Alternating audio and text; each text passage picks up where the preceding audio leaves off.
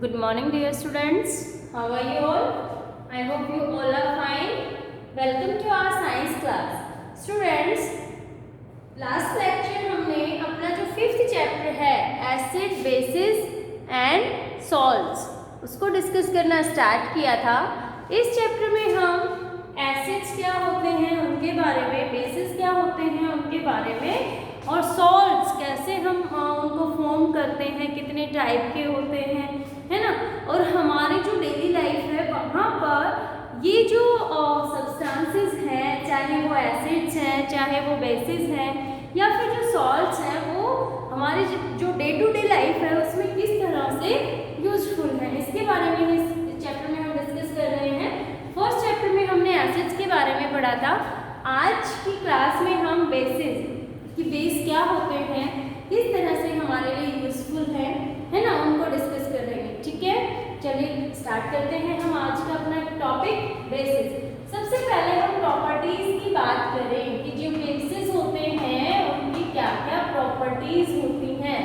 जैसे हमने एसिड्स की प्रॉपर्टीज को लिया था कि उनका टेस्ट क्या होता है ना, और किस तरह से जो वाटर जो एक्वस सॉल्यूशन होता है, वाटर के अंदर जब हम उनको डिसॉल्व करते हैं सो कौन से आयन को फॉर्म करते हैं.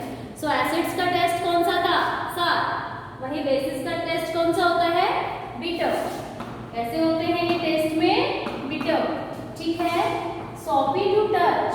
इनको जब हम टच करके देखते हैं सो जैसे एक स्ट्रॉक को टच करते हैं, है ना, जो सॉफ्टनेस होती है उसकी, जो स्लिपरीनेस होती है, फिसलन वाली जो टच होता है, उस टाइप का जो टच है सॉपी, वो टच होता है किनका, बेसिस का.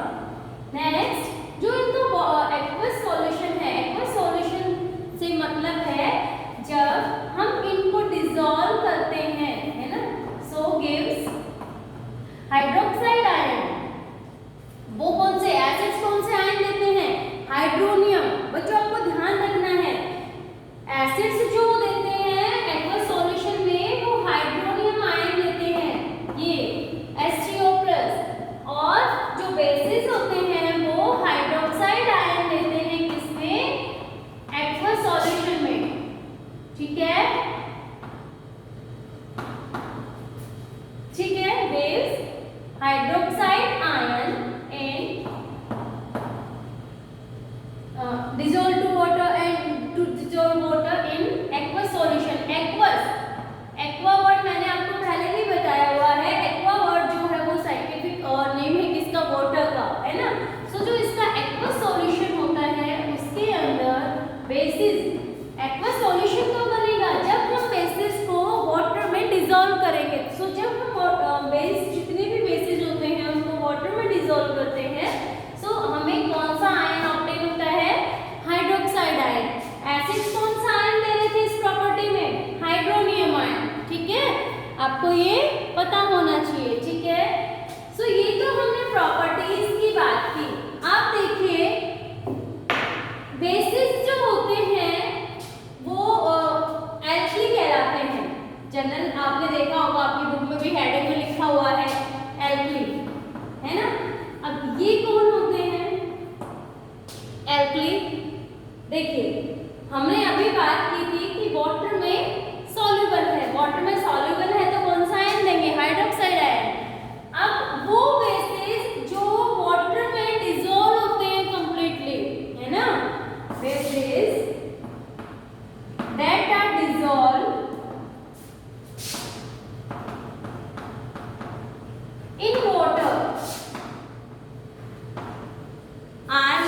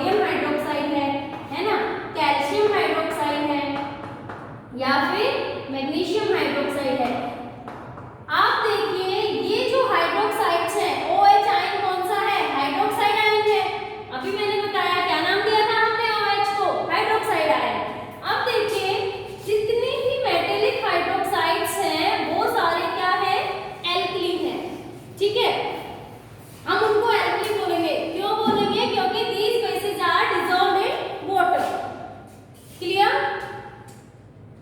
अब कुछ बेसिस ऐसे हैं जो वाटर के अंदर डिसॉल्व नहीं होते, लाइक अमोनियम हाइड्रोक्साइड NH4OH, है ना, ये क्या है? एल्कली नहीं है।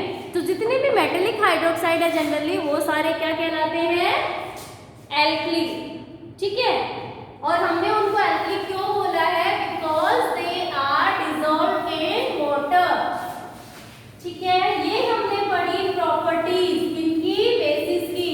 अब देखिए बेसिस, जैसे हमने एसिड्स के टाइप पढ़े थे, स्ट्रॉन्ग एसिड, वीक एसिड्स, वैसे ही बेसिस को भी हम 2 कैटेगरीज में कैटेगराइज करते हैं, strong base and weak base.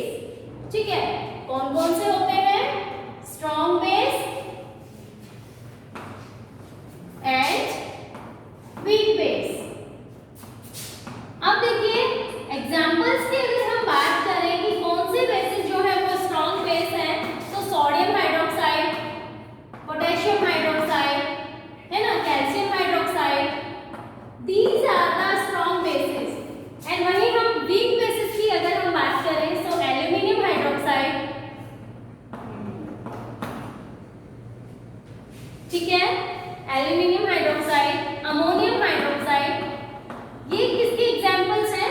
Week basis के। सेम हमने इनको स्ट्रॉन्ग और वीक किस बेस पर कैटेगराइज किया? क्यों बोला? तो क्या होंगे? स्ट्रॉन्ग जो बेसिस होंगे वो क्या होंगे, और जो वीक बेसिस होंगे वो क्या होंगे? बताइए। Strong because these are react quickly, ये जो है ये जल्दी से रिएक्ट करते हैं, इसलिए हम इनको बोलते हैं स्ट्रॉन्ग बेसिस। और इनका जो रिएक्शन होता है वो क्या होता है? स्लो होता है, इसलिए हम इनको बोलते हैं वीक बेसिस। अब हम कुछ बेसिस, जैसे अभी हमने पढ़ा सोडियम हाइड्रोक्साइड, अमोनियम हाइड्रोक्साइड, ये जो बेसिस हैं ये हमारी डे टू डे लाइफ में किस तरह से यूजफुल है। सो कुछ एग्जांपल्स हम अपने बेसिस के जो है डिस्कस करते हैं। देखिए फर्स्ट एग्जांपल है सोडियम हाइड्रोक्साइड। नाम क्या हो गया इसका? फॉर्मूला तो इसका हो गया NaOH और इसका नाम हो गया सोडियम हाइड्रोक्साइड। नाम क्या हुआ? Sodium hydroxide. इसका जो जनरल नेम है, जनरल नेम क्या होगा? इसको हम कास्टिक सोडा भी बोलते हैं। क्या बोलते हैं उसको? Caustic soda. अब ये कहाँ यूज होता है हमारी डे टू डे लाइफ में? कास्टिक सोडा, ठीक है, या फिर सोडियम हाइड्रोक्साइड। तो जितने भी अपनी सॉप बनती हैं या डिटर्जेंट बनते हैं, है ना, यानी कि जो क्लीनिंग एजेंट है, अपने सॉप है चाहे वो डिटर्जेंट है, उनकी फॉर्मेशन में, उनके प्रोडक्शन में जो सोडियम हाइड्रोक्साइड है वो यूज होता है। ठीक है, समझ आया? सोडियम हाइड्रोक्साइड हम कहाँ यूज कर रहे हैं? जो क्लीनिंग एजेंट्स हैं, चाहे सोप्स हैं चाहे डिटर्जेंट्स हैं, उनकी मेकिंग में हम इनको यूज करते हैं। थर्ड, जो हमारा पेपर बनता है, पल्प इंडस्ट्री जो है ना, वुड पल्प वाली जो इंडस्ट्री है, वहां पर हम उसको यूज कर रहे हैं रेयन फाइबर, है ना। रेयन फाइबर को हम क्या बोलते हैं? अपने थर्ड चैप्टर में हमने पढ़ा था, that is called artificial silk, है ना। उसका जो टेक्सचर होता है वो सिल्क के जैसा होता है। सो जो रेयन फाइबर हम बना रहे हैं, सिंथेसाइज कर रहे हैं, उसके प्रोडक्शन में भी जो सोडियम हाइड्रोक्साइड बेस है वो यूज होता है। ठीक है, समझ आया आपको? जो बेसिस के मैं नाम बता रही हूँ, उनके नाम, उनके फॉर्मूला और कोई अगर उसका जनरल नेम है तो वो आपको याद होना चाहिए। ठीक है, सेकंड बेस की हम बात करें, कैल्शियम हाइड्रोक्साइड। सेकंड बेस कौन सा है? Calcium hydroxide. Calcium hydroxide. अब देखिए इसको हम स्लैक लाइन भी बोलते हैं। क्या बोलते हैं कैल्शियम हाइड्रोक्साइड को? स्लैक लाइन या लाइन वाटर, स्लैक लाइन या फिर लाइन वाटर। कहाँ यूज होता है कैल्शियम हाइड्रोक्साइड? हमारे कहाँ काम आएगा? देखिए जो व्हाइट वॉशिंग होती है या जो पेंट वहाँ पर हम ये जो बेस है अपना कैल्शियम हाइड्रोक्साइड उसका यूज होता है। दूसरा, कार्बन डाइऑक्साइड की प्रेजेंस को अगर हमें डिटेक्ट करना है कि किसी सब्सटेंस है या कोई भी एरिया है वहाँ पर कार्बन डाइऑक्साइड जो गैस है वो प्रेजेंट है या नहीं, तो उसकी प्रेजेंस को डिटेक्ट करने के लिए भी हम कैल्शियम हाइड्रोक्साइड जो बेस है उसको यूज करते हैं। ठीक है, नेक्स्ट आता है अमोनियम हाइड्रोक्साइड। थर्ड एग्जाम्पल कौन सा है बेस का? Ammonium hydroxide. Ammonium hydroxide formula क्या होगा? NH4OH, ammonium hydroxide. ठीक है बच्चों, आपको इन बेसिस के केमिकल नेम के साथ साथ केमिकल फॉर्मूलाज भी पता होने चाहिए। ठीक है, इसको हम अमोनियम जो सॉल्ट बनता है, अमोनियम सॉल्ट, चाहे वो अमोनियम क्लोराइड है ना, अमोनियम सल्फेट है, सो अमोनियम के जो सॉल्ट्स होते हैं उसकी प्रिपरेशन में हम कौन सा बेस यूज करेंगे? Ammonium hydroxide. ठीक है, नेक्स्ट एग्जाम्पल है मैग्नीशियम हाइड्रोक्साइड। मैग्नीशियम हाइड्रोक्साइड को हम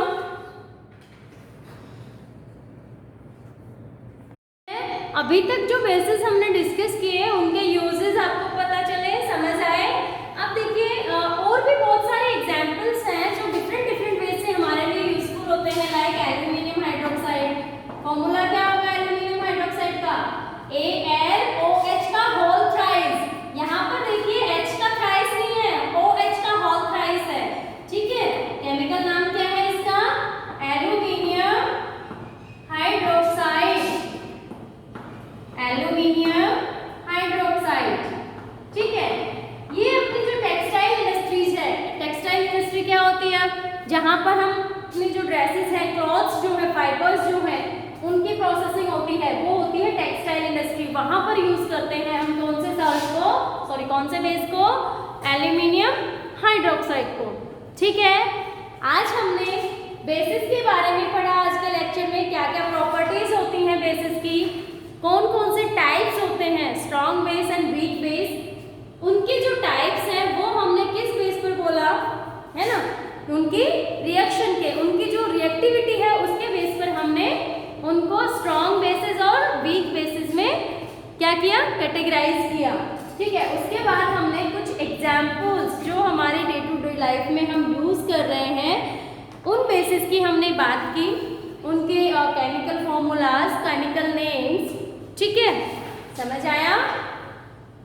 ओके, अब जो अपना नेक्स्ट पॉइंट है सॉल्ट्स, उसको हम अपने नेक्स्ट लेक्चर में करेंगे। Okay, thank you.